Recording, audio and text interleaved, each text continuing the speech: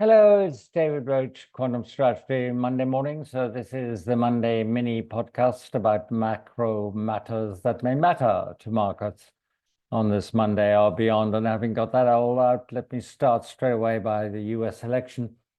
I think the US election is really too close to call.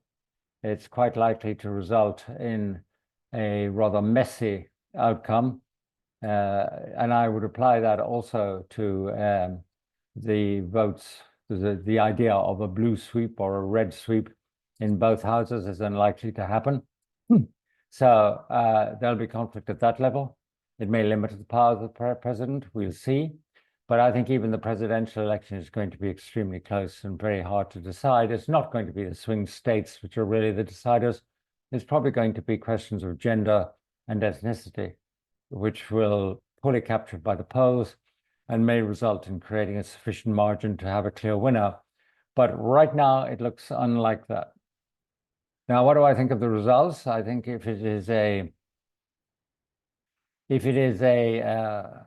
Kamala Harris win, I think the markets will breathe a sigh of relief because of the vote for continuity, even though her economic policies really do not address the core issues of the economy, like the budget deficit, for example, or the core issues of society, like the fact that American society appears completely polarized. So I would say the danger is a Trump victory, who will enact his tariffs, and no, they won't act the same way as the last time when the real exchange rate was going through the roof and diluted the effect. This time around, they will hurt the economy in terms of reduced growth. The tax on consumers caused that. And in terms of higher inflation, because there will be a less price elastic supply for a start from abroad. And second of all, because, of course, the tariffs themselves will be passed straight on to consumers. So that's bad.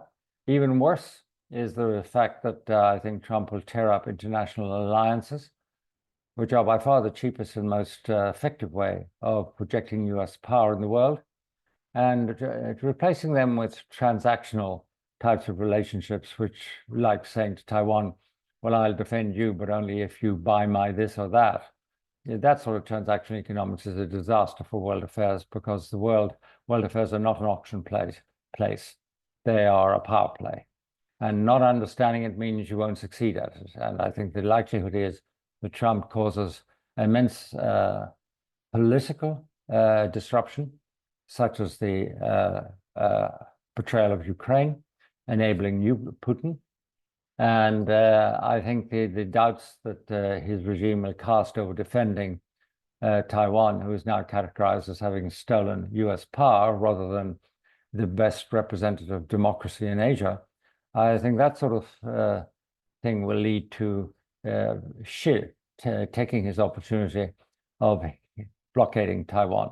So I foresee under a Trump administration a bear market, all just for that reason. There are many other reasons, but just for that reason.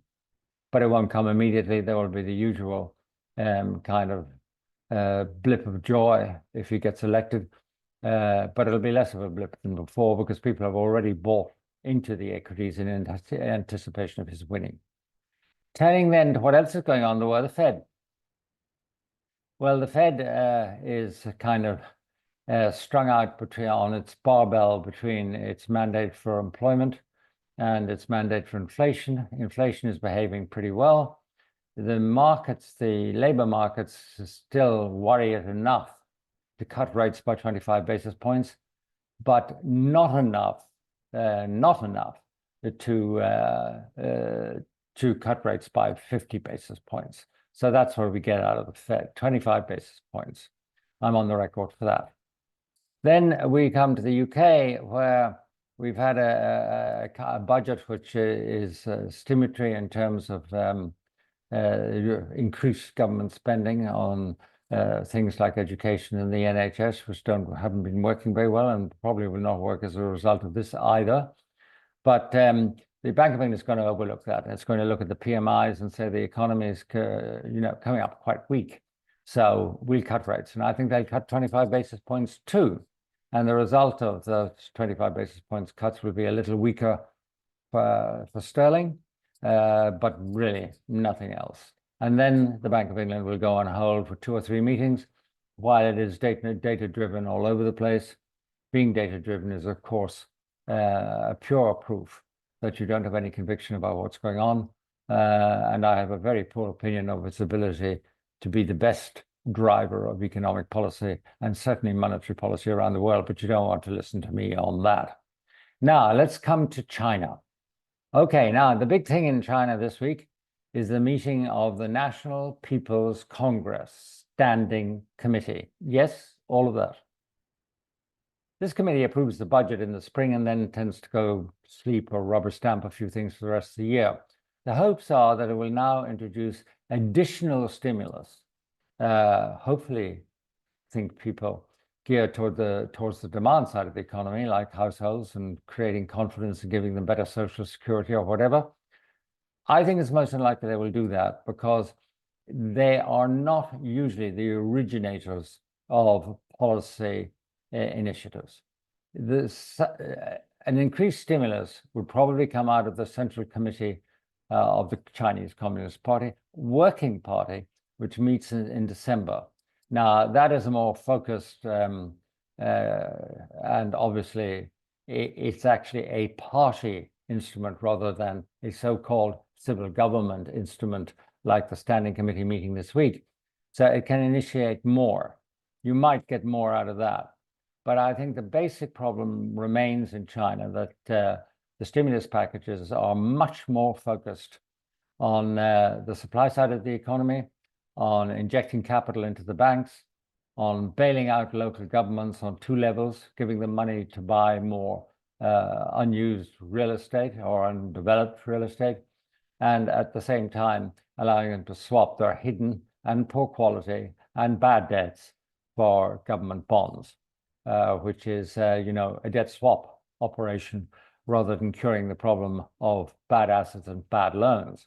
So I think what this committee, what the Standing Committee of the National People's Congress will do this week is actually to put figures on all of the stimuli which have been agreed and announced so far, and they'll put a timetable on it. But I doubt very much that they will be the origin of new stimulus, such as the market is hoping for. So disappointment on that side.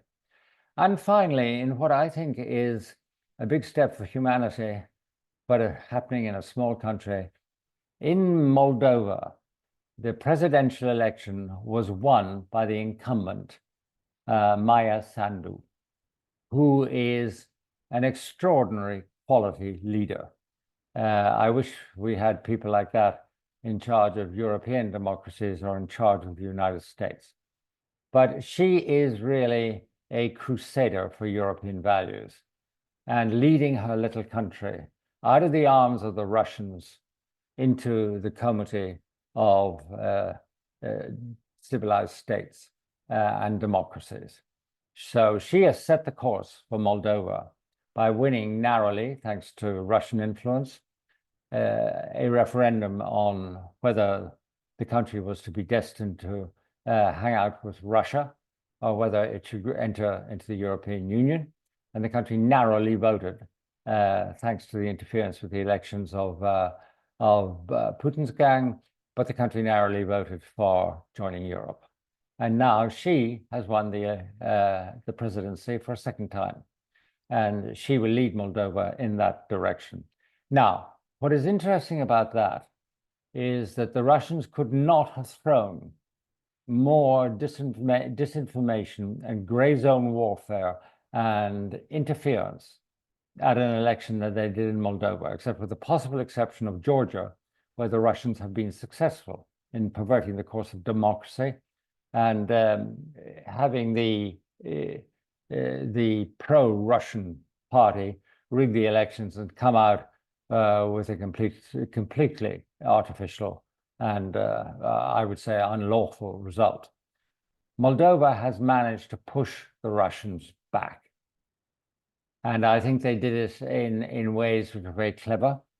And I think they did it and won a victory for democracy. And if anything makes me happy about the political goings on and the macro in the world today, it is not what's happening in China. It is not what's happening in the United States. It's what's happening in Moldova. You have a good week. I'm sure it will be an exciting week. And let's talk when we know what is actually happening in the US.